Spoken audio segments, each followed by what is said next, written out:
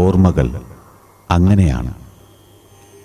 ജീവിതത്തിൻ്റെ ഇടത്താവളങ്ങളിൽ മനസ്സിൻ്റെ ഏതോ കോണിലത് താനെ കൂടുകൂട്ടുന്നു. ഹൃദയത്തിൻ്റെ വിശാലതയിൽ തെളിനിലാവായി ഭൂമിയെ ചുംബിച്ചുകൊണ്ട് നമുക്ക് മുമ്പേ നടന്നുപോയവർ, നിശ്വാസങ്ങൾ പോലും സാന്ത്വനമേകിയ അവരുടെ സ്നേഹത്തിൻ്റെയും ത്യാഗത്തിൻ്റെയും ഇരിപ്പിടങ്ങൾ കാലം മായ്ക്കാത്ത ഓർമ്മകളായി നമുക്ക് മുന്നിൽ എന്നുമുണ്ട്.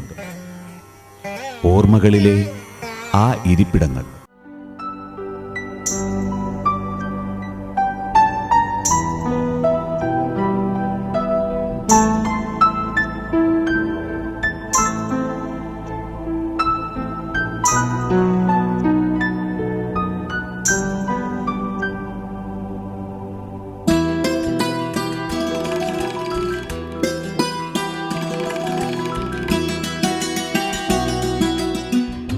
സ്നേഹവും സൗമ്യതയും സമന്വയിപ്പിച്ച ഹൃദയഭാഷയിലൂടെ, വിവേകവും സഹിഷ്ണുതയും നിറഞ്ഞ വചനങ്ങളിലൂടെ ചരിത്രത്തിൻ്റെ ഏടുകളിൽ സമാധാനത്തിൻ്റെ വെന്നിക്കൊടി പാറിച്ചവർ ഏറെ.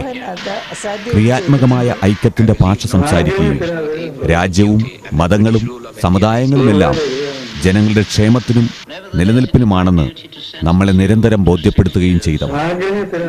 നേതൃത്വത്തിൻ്റെ ഉപാധികളിൽ അകപ്പെടുന്ന വ്യക്തികളാകാതെ കർമ്മമണ്ഡലങ്ങളിലെ ഇവരുടെ വ്യക്തിത്വമാണ് ഇന്നും നമുക്ക് ചുറ്റും പ്രസരിക്കുന്നത്.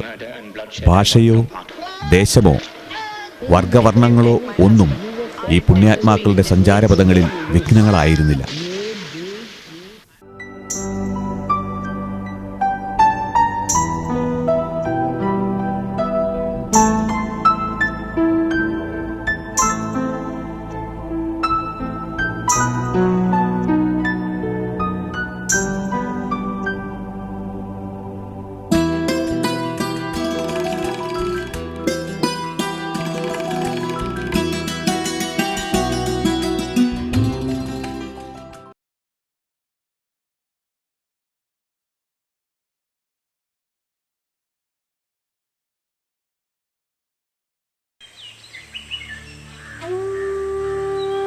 ഒരു ചരിത്രത്തിൻ്റെ ഗതകാല സ്മരണകൾക്ക് ഇന്നും കാലിക പ്രസക്തി അനുഭവവേദ്യമാകുന്ന നാടാണ് കായംകുളം.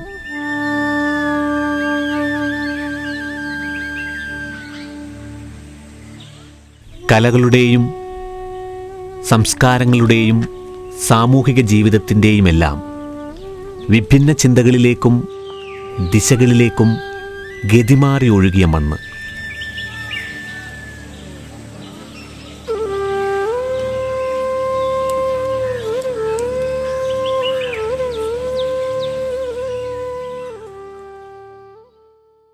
ത്യാഗോജ്വലമായ ആദർശങ്ങളിലൂടെയും വിപ്ലവങ്ങളിലൂടെയും പ്രവർത്തനനിരതമായ കർമ്മികളുടെ വിളനിലമായ ഈ ഭൂമികയിൽ നിന്നും അറിവിൻ്റെ അക്ഷയപാത്രമായി ഒരു വ്യക്തിത്വമുണ്ടായിരുന്നു. മുട്ടാണിശ്ശേരിയിൽ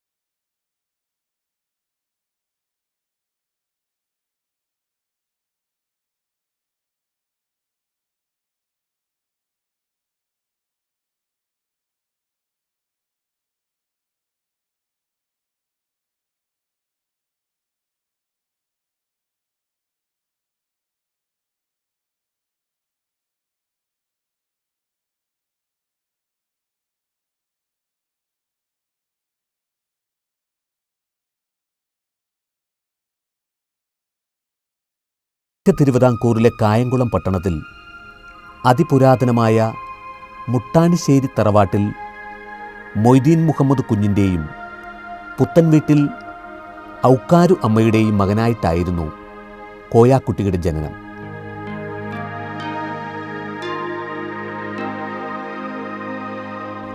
കായംകുളം ഗവൺമെൻറ് ബോയ്സ് ഹൈസ്കൂളിലെ പ്രാഥമിക വിദ്യാഭ്യാസവും തിരുവനന്തപുരം യൂണിവേഴ്സിറ്റി കോളേജ്, കൊല്ലം SN കോളേജ് എന്നിവിടങ്ങളിൽ ഉപരിപഠനവും പൂർത്തിയാക്കി.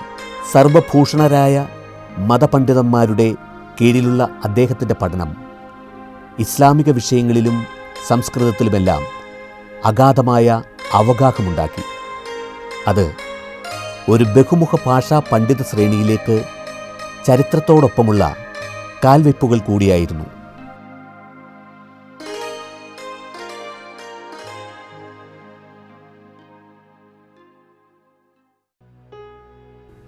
കായംകുളം പുത്തൻ റോഡ് ജംഗ്ഷനിൽ വർഷങ്ങളോളമുള്ള പഴമയുടെ പ്രൗഢിയും ഗാംഭീര്യവും നിലനിൽക്കുന്ന മുട്ടാണിശ്ശേരിയിൽ തറവാട് ഇന്നും ഒരത്ഭുതമാണ്. അടിയുറച്ച ഇസ്ലാമിക തത്വങ്ങളിൽ എത്രയോ തലമുറകൾ ഇവിടെ ജീവിച്ചു വന്നപ്പോഴും നാനാമതസ്ഥരിൽപ്പെട്ട അശരണരും നിരാലംബരുമായ എത്രയോ വ്യക്തികളുടെ അഭയവും വെളിച്ചവുമായിരുന്നു ഈ തറവാടെന്ന് ചരിത്രം സാക്ഷ്യപ്പെടുത്തുന്നു. തങ്ങളുടെ യുക്തിയും നീതിപൂർണമായ അന്വേഷണങ്ങൾക്കും ഇവിടേക്ക് ഓടിയെത്തുന്ന ഏവർക്കും ഈ അക്ഷരമുറ്റത്ത് ഒരു പ്രതിവിധി ഉണ്ടായിരുന്നു എന്നത് മറയില്ലാത്ത ഒരു സത്യം മാത്രം.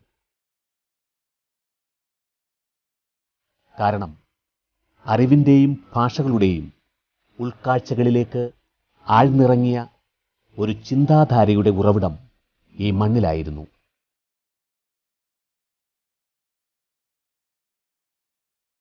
മുട്ടാണിശ്ശേരിയിൽ കോയാക്കുട്ടിയെന്ന തുളുമ്പാത്ത നിറകുടം സ്നേഹത്തിൻ്റെ സാന്ത്വന സ്പർശം വാരിവിതറിയ ആ വെളിച്ചം ഇന്നും ഇവിടെ പടികടന്നെത്തുന്നവർക്ക് അനുഗ്രഹമായി വിളങ്ങുന്നു, മുജ്ജന്മ സുഹൃതമെന്ന പോലെ.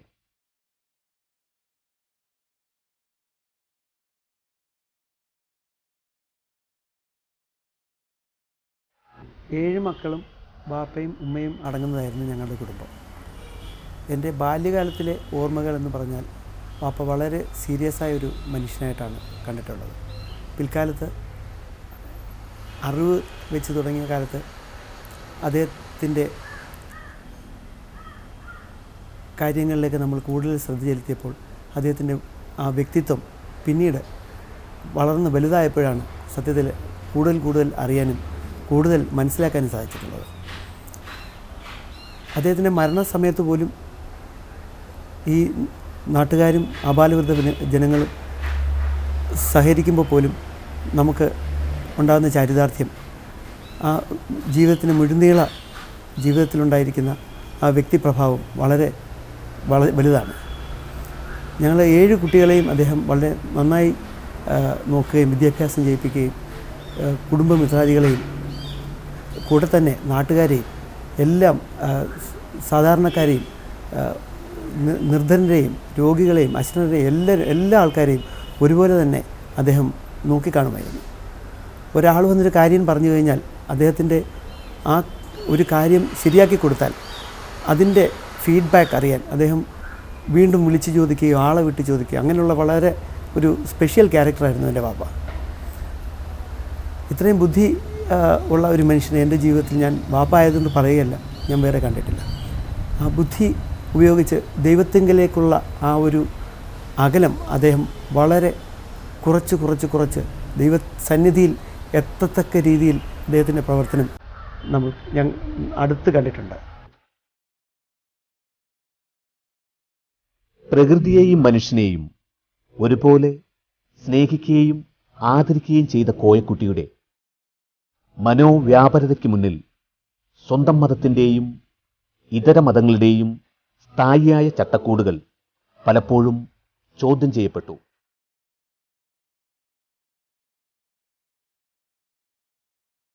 അത് ആരുടെയും വിശ്വാസങ്ങളെയോ ചിന്തകളെയോ മുറിവേൽപ്പിക്കുവാൻ ആയിരുന്നില്ല. പകരം ഗണിതവും ശാസ്ത്രവും ചരിത്രവുമെല്ലാം ഇഴചേർന്നുള്ള പഠനങ്ങളുടെ പൊളിച്ചെഴുത്തുകളായിരുന്നു.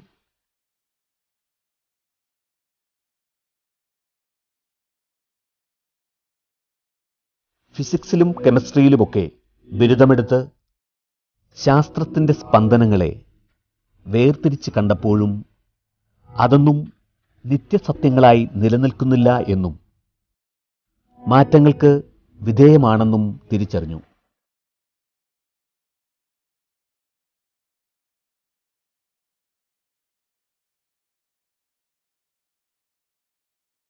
എന്നാൽ ദൈവദത്തമായ മതങ്ങൾ നിത്യസത്യങ്ങളാണെന്നും മനുഷ്യനന്മയ്ക്ക് വേണ്ടി നിലനിൽക്കുന്നു എന്നും ഉറച്ച ബോധത്തിൽ അദ്ദേഹം വിശ്വസിക്കുകയും ചെയ്തു. ജനപങ്കാളിത്തത്തോടെയുള്ള കർമ്മരംഗങ്ങളിൽ മുന്നിൽ നിൽക്കുമ്പോഴും മൗലികവും ഉദാത്തവുമായ മതസത്യങ്ങളുടെ ദാർശനികതയിലേക്ക് വെളിച്ചം വീശുന്ന 22ഓളം കൃതികൾ ഈ ജ്ഞാനിയുടെ ഒറ്റപ്പെട്ട വെളിപ്പെടുത്തലുകളായി പുറത്തു വന്നിട്ടുണ്ട്.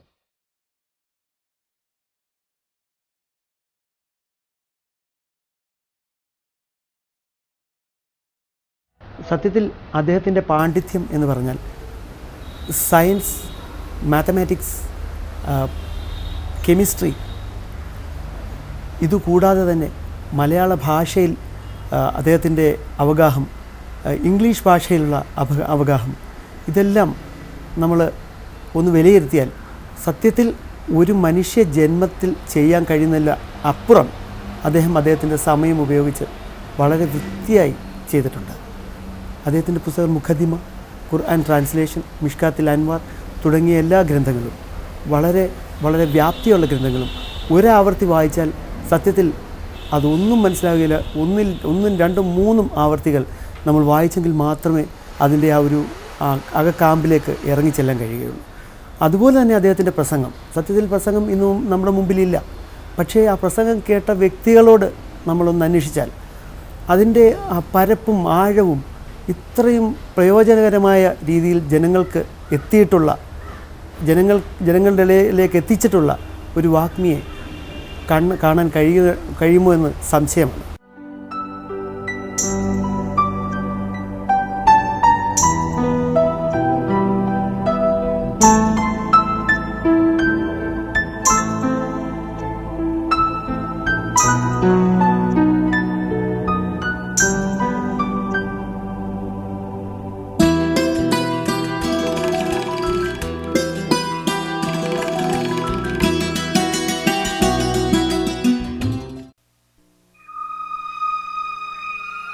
അനുഭവങ്ങളുടെയും പഠനങ്ങളിലൂടെയും ഈ ലോകത്തെ വിവക്ഷിച്ച ആ കണ്ണുകൾക്ക് കൂട്ടായ ഈ കണ്ണടയും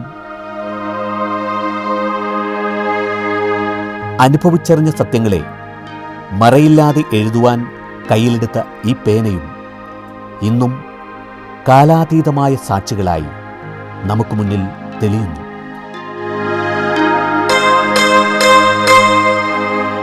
ഇബ്ദു ഖൽ ദുൻ എഴുതിയ മുഖദ്ദിമ എന്ന ചരിത്രപ്രസിദ്ധമായ പുസ്തകത്തിൻ്റെ മുഴുവൻ വിവർത്തനവും ഈ വൃക്ഷച്ചുവട്ടിൽ ഇരുന്നു കൊണ്ട് തന്നെയായിരുന്നു. ആ അഭൗമ സൃഷ്ടിയുടെ മാസ്മരികത ഇപ്പോഴും ഇവിടെ അനുഭവിച്ചറിയാം.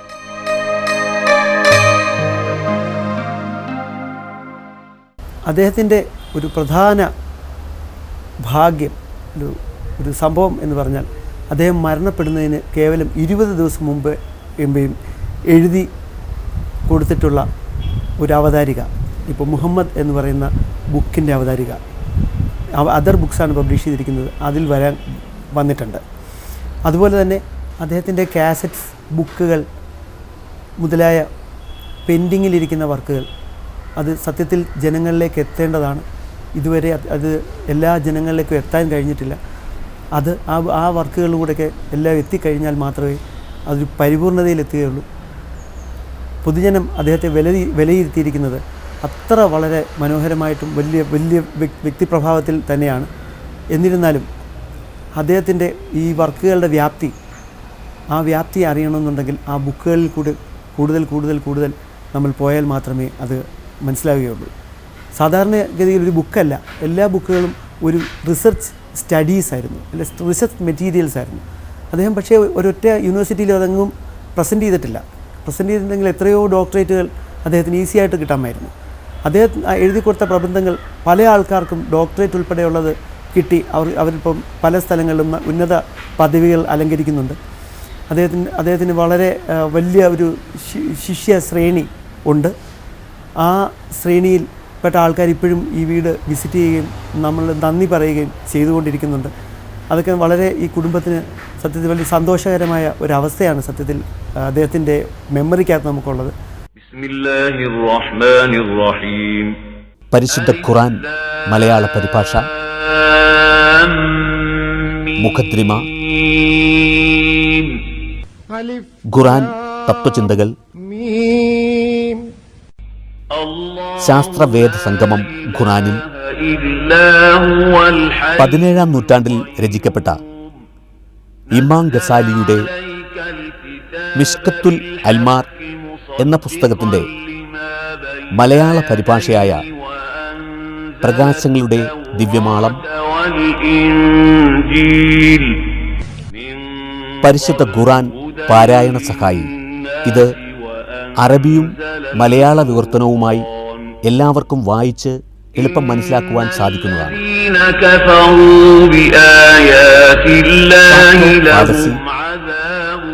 ദ മെത്തേഡ് ഇൻ ഖുർആൻ എന്നിങ്ങനെ എത്രയോ അമൂല്യ ഗ്രന്ഥങ്ങളുടെ പൊരുൾ അദ്ദേഹത്തിൻ്റെ ആത്മീയ ഭാഷയിലൂടെ നമുക്ക് അനുഭവിച്ചറിയാൻ കഴിയും.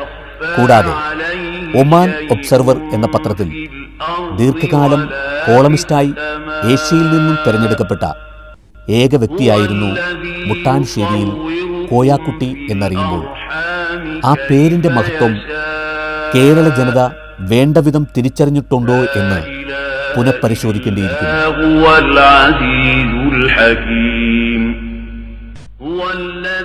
താൻ വിശ്വസിക്കുന്ന ഒരു മതത്തിൻ്റെ മാത്രം വാഗ്മിയാകാതെ മതവും ചരിത്രവും ശാസ്ത്രവും കൂടിച്ചേർന്ന ഗവേഷണ ബുദ്ധിയോടെയുള്ള പ്രഭാഷണങ്ങൾ കോയാക്കുട്ടിയെ കടൽ കടന്നെത്തിച്ചു.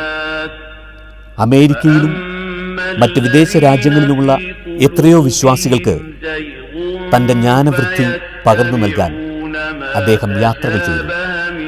അതൊക്കെയും അറിവിൻ്റെയും ബുദ്ധിയുടെയും പുതിയ മാനങ്ങൾക്കുള്ള വേറിട്ട ശബ്ദമായിരുന്നു.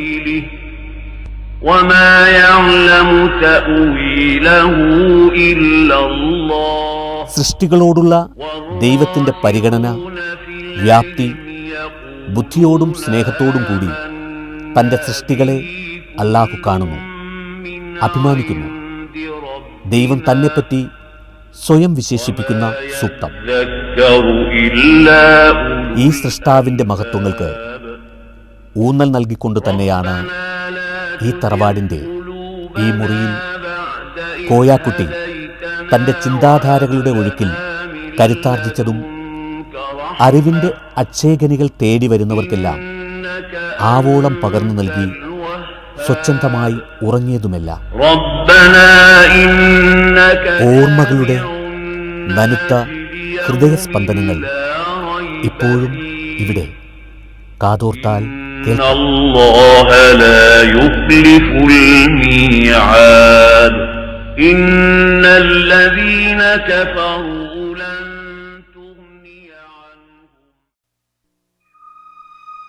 കോയാക്കുട്ടിയെ തേടി നിരവധി അവാർഡുകളും അംഗീകാരങ്ങളും എത്തുകയുണ്ടായി.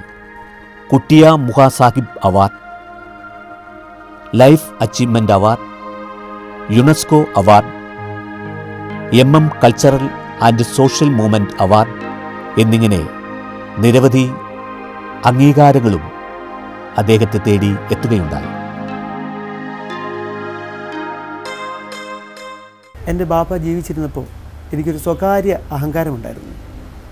ഈ ലോകത്തുള്ള എന്ത് കാര്യത്തെക്കുറിച്ച് ചോദിച്ചാലും ഒന്നും റെഫർ ചെയ്യാതെ സ്ട്രെയിറ്റ് അവേ വീട്ടിലേക്ക് വരിക. അപ്പോൾ ഇന്നത് എന്താണ്, ഗാലക്സി എന്താണ്, ഗാലക്സിയിൽ എന്തൊക്കെയാണ് സംഭവിച്ചിരിക്കുന്നത്, നമ്മുടെ ഭൂമിയിൽ എന്താണ് സംഭവിച്ചിരിക്കുന്നത്, ആകാശത്ത് എന്താണുള്ളത്, കടലിൽ എന്താണുള്ളത്, മറ്റ് രാജ്യങ്ങളിൽ എന്തൊക്കെയാണ് സംഭവങ്ങളുള്ളത് എന്ന് വേണ്ട എന്ത്, മെറ്റൽ എന്താണ്, മെറ്റീരിയൽ എന്താണ്, കെമിസ്ട്രി എന്താണ്, ഫിസിക്സ് എന്താണ്, മാത്തമാറ്റിക്സ് എന്താണ്, ഇത്രയുള്ള കാര്യങ്ങൾ എന്ത് ചോദിച്ചാലും അത് യാതൊരു റെഫറൻസും ഇല്ലാതെ വളരെ ക്ലിയറായിട്ട് അതിൻ്റെ എല്ലാ കാര്യങ്ങളും നമുക്ക് സംശയ ലേശമന്യേ പറഞ്ഞു തരുമായിരുന്നു. അതൊരു സ്വകാര്യ അഹങ്കാരമായിരുന്നു. പക്ഷേ അദ്ദേഹത്തിൻ്റെ വിയോഗത്തോടു കൂടി ഞങ്ങളുടെ കുടുംബം ഒരു ശൂന്യതയിലാണ്. കാരണം ഇപ്പോൾ ഞങ്ങൾക്ക് ആരോടും ചോദിക്കാനില്ല. പക്ഷേ അദ്ദേഹത്തിൻ്റെ ബുക്കുകൾ വേണ്ട വിധം ഞങ്ങളെ സഹായിക്കുന്നുണ്ട്. പിന്നെ അദ്ദേഹം മാതൃക കാണിച്ചു തന്ന റീഡിങ്, അതൊരു വലിയ ഒരു ഹാബിറ്റാക്കി മാറ്റി. റീഡിങ് ഈ കുടുംബത്തിൽ മിക്ക ആൾക്കാർക്കും ഉണ്ട്. കൂടുതലായും എന്നെ അതിൽ സ്വാധീനിക്കുകയും അദ്ദേഹത്തിൻ്റെ ആ ഒരു ഒരു അനുഗ്രഹം എൻ്റെ പുറത്ത് കിട്ടുകയും എനിക്ക് ആ റീഡിങ് മുന്നോട്ട് കൊണ്ടുപോകാൻ കഴിയുകയും ചെയ്യുന്നുണ്ട്. സത്യത്തിൽ ഞങ്ങൾക്കൊരു വലിയ തീരാനഷ്ടം തന്നെയാണ് അദ്ദേഹത്തിൻ്റെ വിയോഗം എന്ന് പറയാതിരിക്കാൻ നിവൃത്തിയില്ല. മറ്റൊരാൾക്കും അവകാശപ്പെടാൻ സമാനതകളില്ലാത്ത ആ ജീവിതം 2013 മെയ് 27 മരണമെന്ന മാറ്റമില്ലാത്ത പ്രതിഭാസത്തിന് മുന്നിൽ മാത്രം കീഴടങ്ങി. ഒരുപാട് ചിന്തകളും ആശയങ്ങളും ഇനിയും ബാക്കി വെച്ചുകൊണ്ട്.